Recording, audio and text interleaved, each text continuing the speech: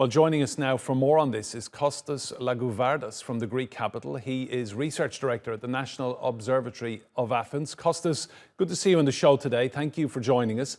Just tell us, how is Greece coping with these evacuations? It's very difficult. We have a very difficult situation. We have a very long heat wave of about 15 days, 13 days today. And as you understand, this creates a lot of problems, not only for the health, but also for the forest fires. And we have all these problems with evacuations in Rhodes Islands and Corfu Island, in two opposite sides of the country.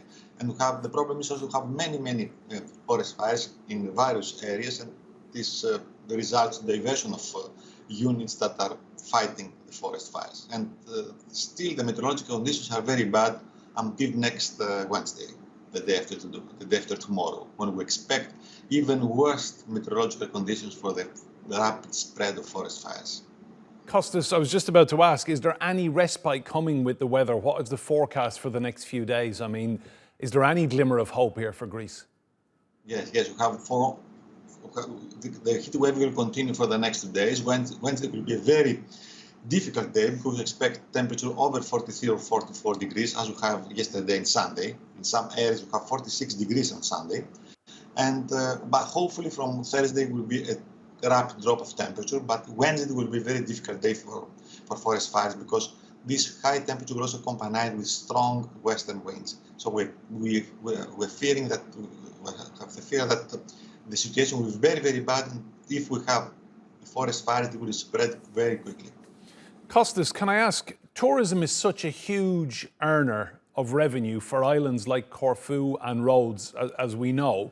What's the feeling in Greece about airlines flying tourists into Rhodes when they knew these wildfires were already raging? I mean, how are people feeling on the ground? They are very worried about the situation. You know, which is the problem that we face not only in Greece but in many Mediterranean countries. Gradually, but this became faster the last years, we changed the image we have for the Mediterranean, which is a calm area during July and August. You have your vacations in nice weather conditions. This is true, but not all the days.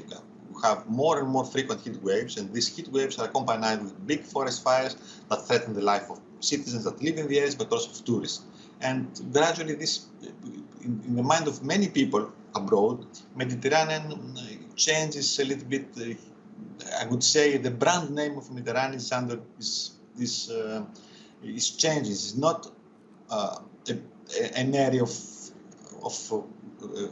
good and peaceful vacations, but it can happen, have situations like we have in the two islands now. We have the same situation in Turkey last year, end of July. We have in 2021 in Greece in many places. It becomes more and more frequent, and we believe that is related to climate change, of course. And Kostas, a lot of praise today for the people of Rhodes for how they have come together and worked to evacuate the tourists away from the hotels and away from where the wildfires were. I mean, people must be rightly proud of what they've been seeing in terms of the evacuation operation.